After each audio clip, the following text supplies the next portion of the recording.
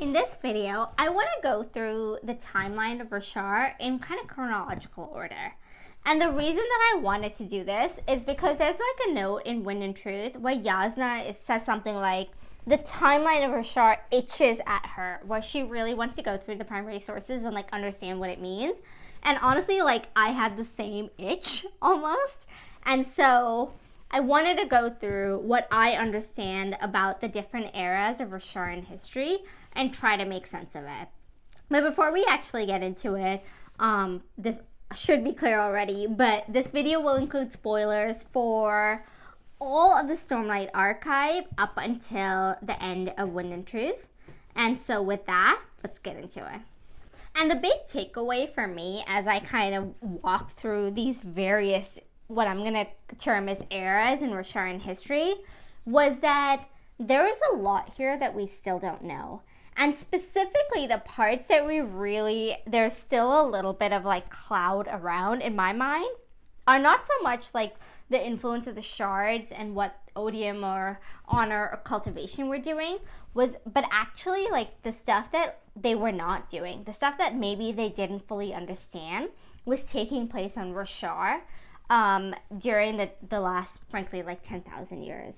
And kind of like the way that Navani like recreated like a room full of scholars that are focused on Fabrial technology, my hope is that as we look to the future of the Stormlight Archive, Jasnah creates this group or room or community of scholars that are focused on Rosharan history, because I think there's a lot here to uncover. And she started to do that already, I know, but really takes that on in like full thrust, because I think there's a lot here to uncover about Roshar, about Adonalsium, about Spren, that isn't covered by the shardic understanding of what's happening on Roshar. So I've broken this down basically, in my mind at least, into like 4 eras almost. Like one is the arrival of the shards on the Rosharan system. 2 is what I'm calling like Era 2, which is the cycle of the Desolations. 3 is what I'm calling the reprieve from the Desolations, which is a time that town never breaks and essentially like upholds the Oathpact.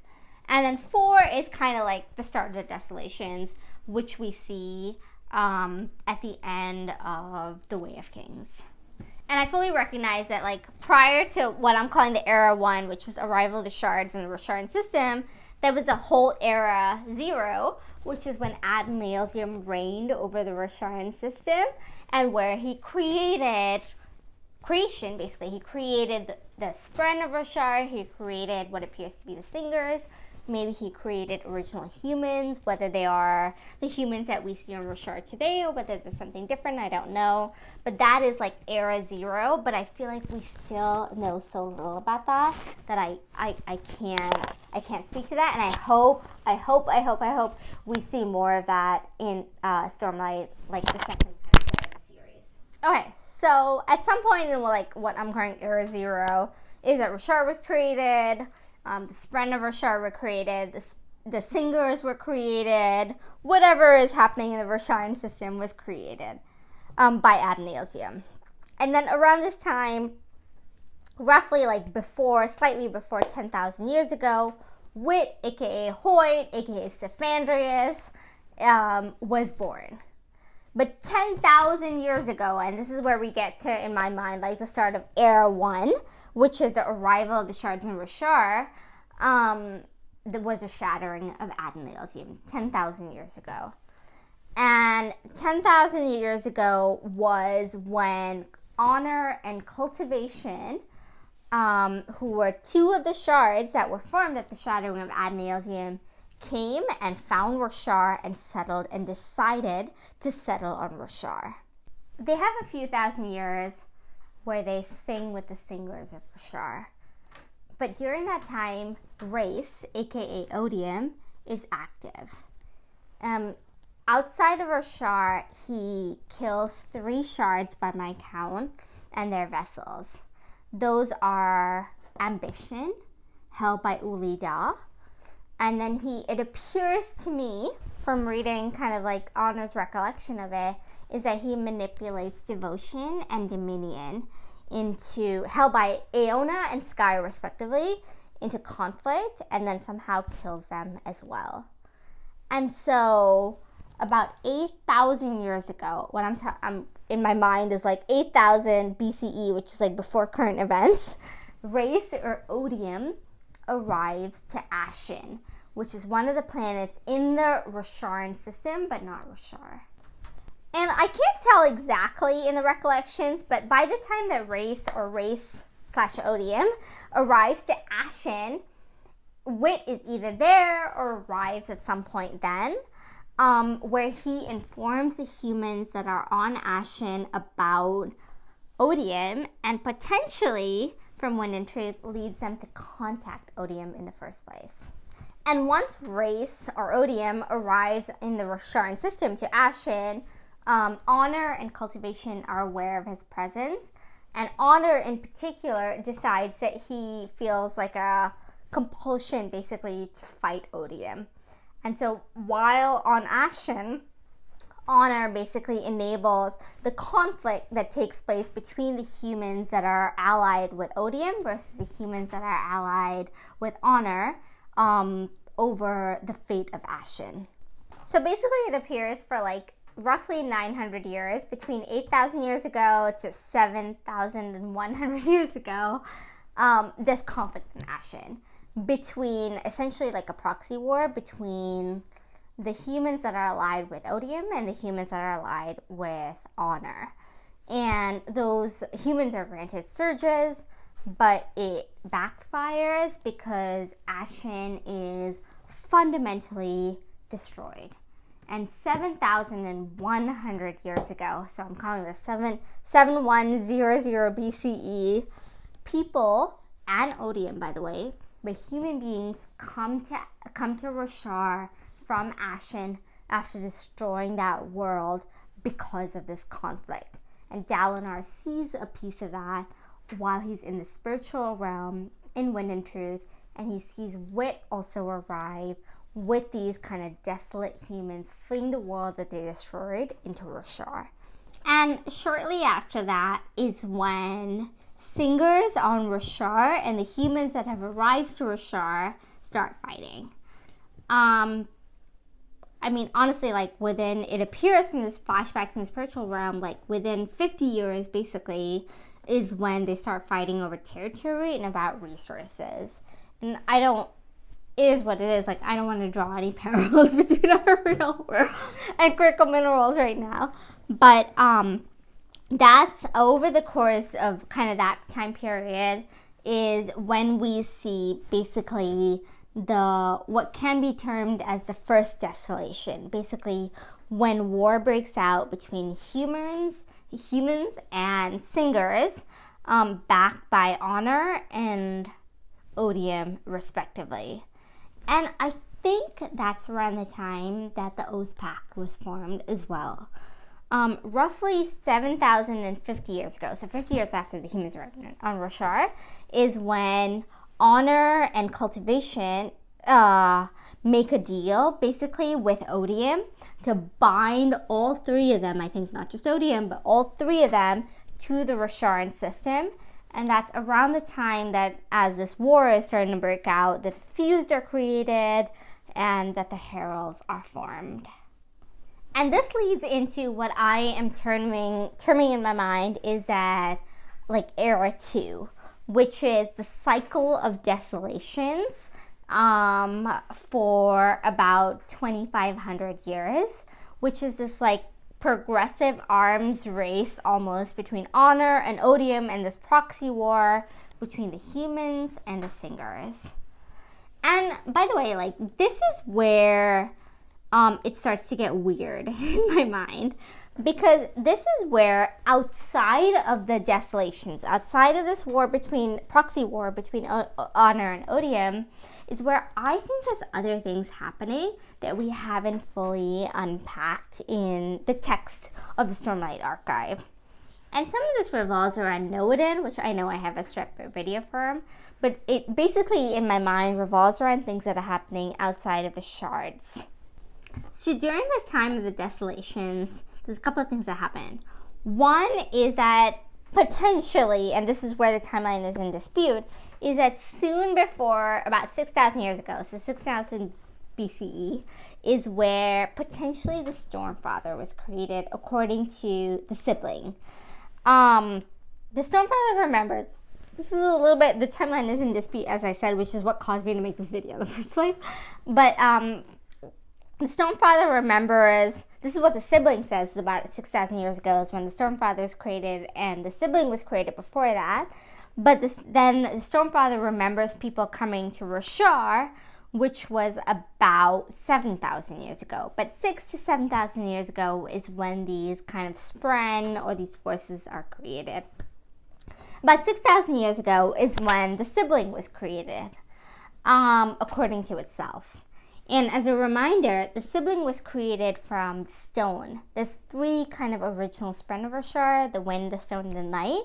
And the Sibling was one of the creations of the stone, according to itself. And according to the Sibling's recollection, the night also disappears around this time, so about 6,000 years before the events of the Stormlight Archive.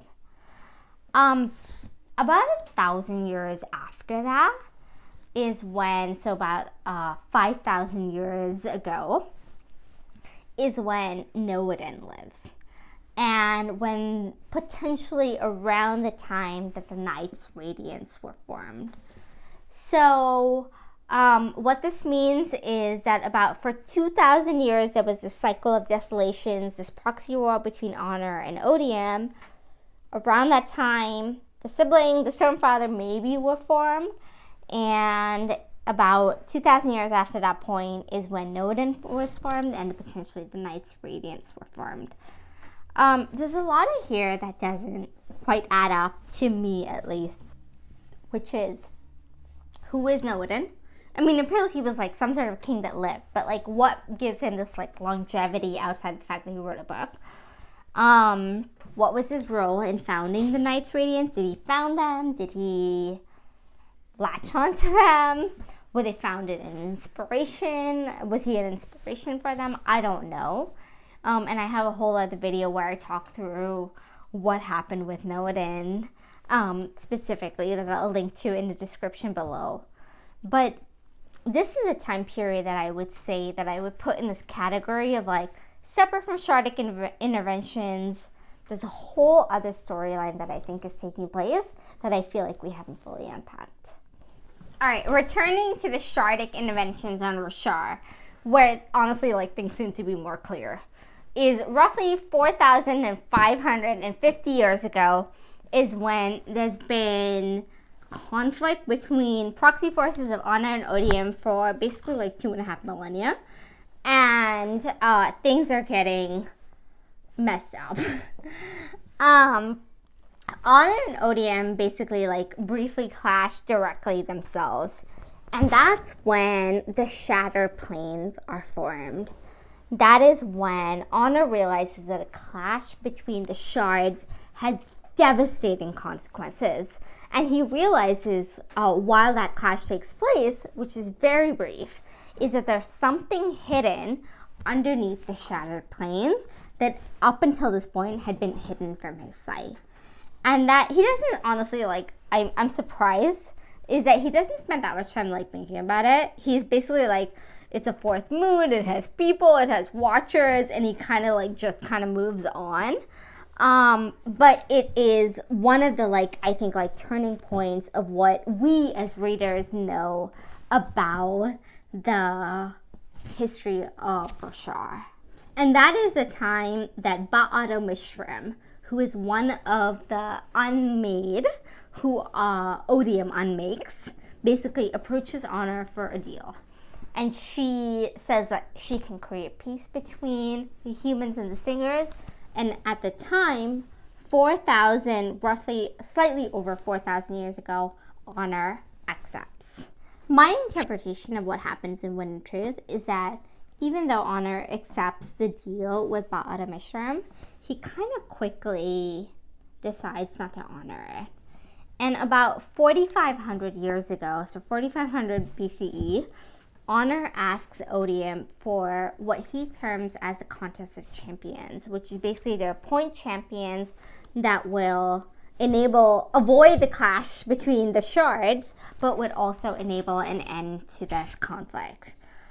About 4,000 years ago is when the Heralds, after basically like 3,000 years of never-ending conflict, abandoned their oaths. And that's what the kind of like the history of Roshar terms as Aharietiem, where they abandoned their oaths and they pinned the Oathpact on one single herald, who is Town, which is, as Yalinar learns, at Honor's suggestion. And by the way, around this time is also when some of the singers, not all of them, but some of them, choose to abandon their gods, i.e. Odium and the Unmade, and they choose dull form instead. Basically, they choose to give up a portion of their minds, and they flee to Shattered Plains, and they eventually form what we learn in the Stormlight Archive are known as the Listers. And so that's, in my mind, one of the most heroic acts that anyone in the Cosmere has done today. With the pinning of the Oathpact on just one member, Town, is what I term as like kind of like Era 3 of Roshar, which is the reprieve from the Desolations, i.e. reprieve from this like cycle of war between the humans and the singers. And Town holds for over 4,000 years. So 4,000 years of this like Era 3 reprieve from the Desolations, Town holds and doesn't break under torture. And what he does by holding and not breaking under torture is that he traps the fused on Braze, which is another planet in the Rosharan system, and he buys the inhabitants of Roshar time. He buys them a reprieve from this endless conflict between humans and singers, and he buys them a reprieve from the cycle of desolations that Honor and Odium have generated.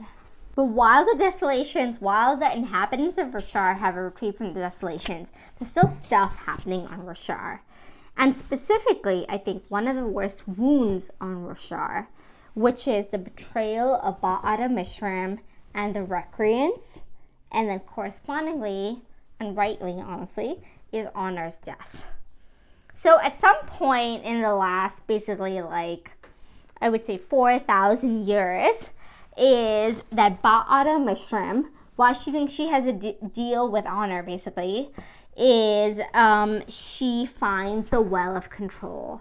And that is Odium's perpendicularity. All shards basically have like a pool of investiture that forms, that creates that perpendicularity. And that is Odium's perpendicularity.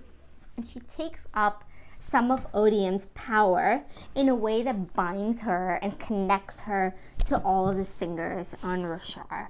And that's about between like 4 and like 2,000 years ago. So maybe like, let's say like for average 3,000 years ago is what Ba-Ado-Mishram connects to all of the singers.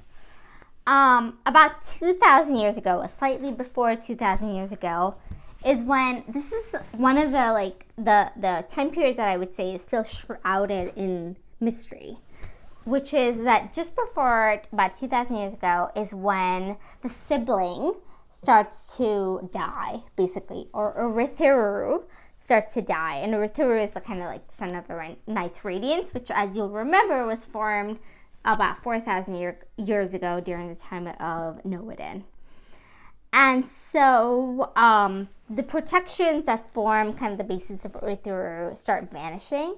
And there's a bondsman during this time, Malishi, that doesn't seem to know why. So just in the same way that I feel like we don't have a good sense, and this is where like I feel like there's a big mystery still in the Cosmere, that we don't have a good sense of why the sibling was created. We also don't have a good sense of why 2,000 years ago the sibling starts to lose their power. And this is where I think there are things that are happening on Roshar that are completely separate from what the shards are doing, and frankly, from what the shards are even aware of. Roughly 2,000 years ago is where I think like Honor's greatest sin almost in the Cosmere, or at least on Roshar, is perpetuated. And that is 2,000 years ago is when a singer and a regal, specifically of the singer, and where a human, i.e. a radiant, fall in love. And they try to create peace between the humans and the singers with Ba-Ado-Mishram's assistance.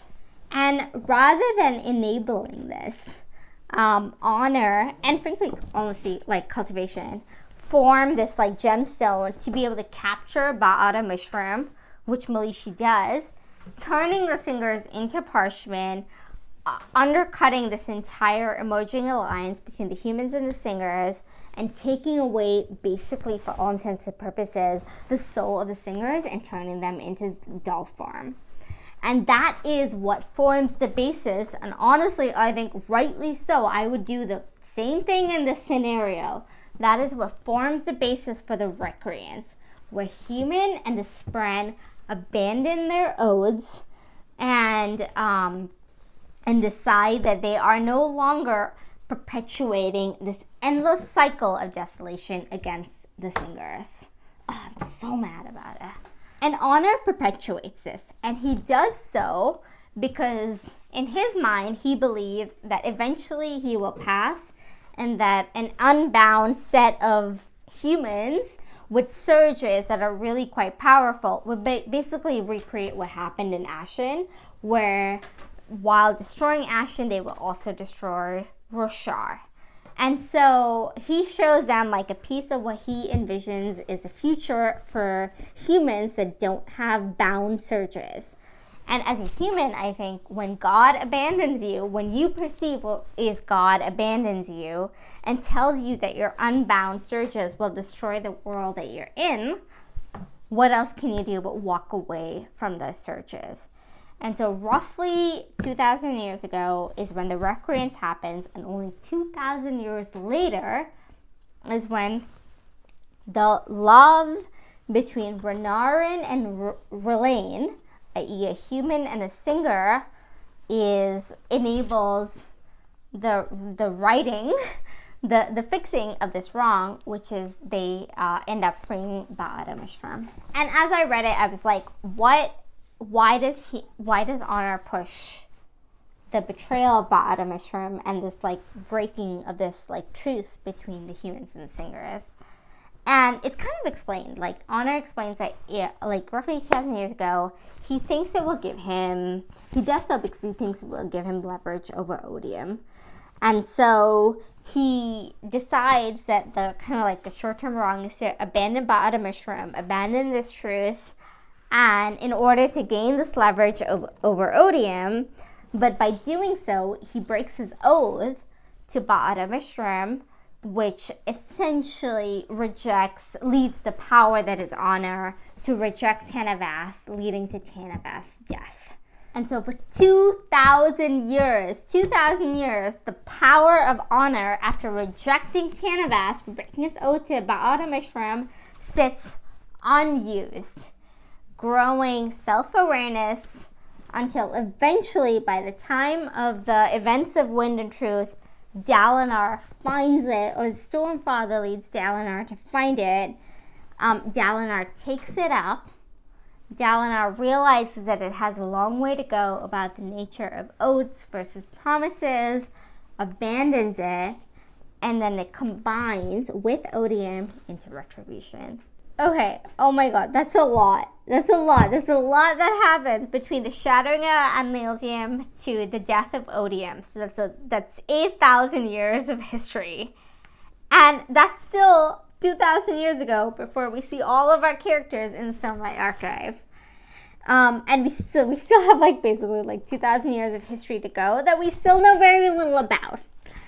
And in fact, actually, like not long after Honor's death and, Tanavas' death, and Honor's rejection of Tanavas as the vessel of Honor, is one of the major things that I feel like happens in like recent Rosharan history, which is the scouring of Amia. And that's the time that the Sleepless are displaced from Amia, and for reasons that I feel like we still don't know. And the Sleepless, around this time, or maybe before, take up the responsibility of gathering and protecting the Dawn Shard that is hidden on Amia after Honor's death.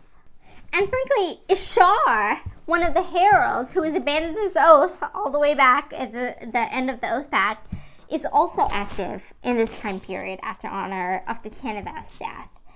I feel like I still don't know exactly what he's done, and frankly, he has been active in Shinovar, but I feel like still don't know what the role Shinovar has to play on Roshar is.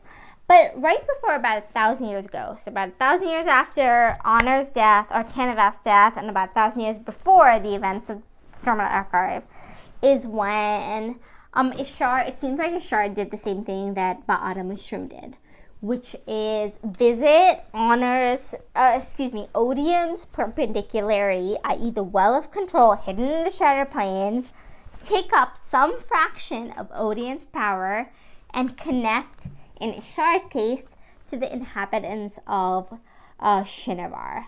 And around the same time is when Shinovar starts sending out armies across Roshar, potentially gathering honor blades, maybe doing something else, and collecting some power, basically, that takes place. So by the end of The Wind and Truth, Kaladin, I feel like, is trapped on Breeze with Ishar. So he has plenty of time to unpack what Ishar has done in the last 2,000 years. So I'm interested to see in the second set of the Stormlight Archive what Kaladin learns about what the F Ishar has been up to. So there's so much, I feel like, to unpack here. But for me, the biggest takeaway is that we know and we learn a lot about what the shards, the 3 shards, Honor, Cultivation, and Odium, have done or perceive that they have done in the Rosharan system. What I feel like all the gaps are, whether it's the time of Nohadon, whether it's time right after the Desolations, what I feel like we don't know is the stuff that is taking place outside of the Shardic interventions. And I really think, and I've talked about this in previous videos that I'll link to in the description below, but I really think that there is a whole set of things, powers, belief systems that is playing out that is completely separate than the shard, that will fundamentally be things that transform the future of certainly Roshar and maybe potentially the future of the Cosmere itself. And so the shards, at the end of the day, all 3 of the shards that are active on Roshar are just one set of, honestly, almost incidental players in the Rosharan system. And I feel like there's still a lot more to come in what everyone else, the Spren or otherwise, are doing in Roshar. So I'd love to know what you think about this, my interpretation of the timeline of the Rosharan system, and tell me what you think I missed. And in general, please, if you like this kind of content, please hit like, but also, most importantly, please subscribe to my content. I will be continuing to post on a weekly basis on all things Cosmere. Thanks, everyone.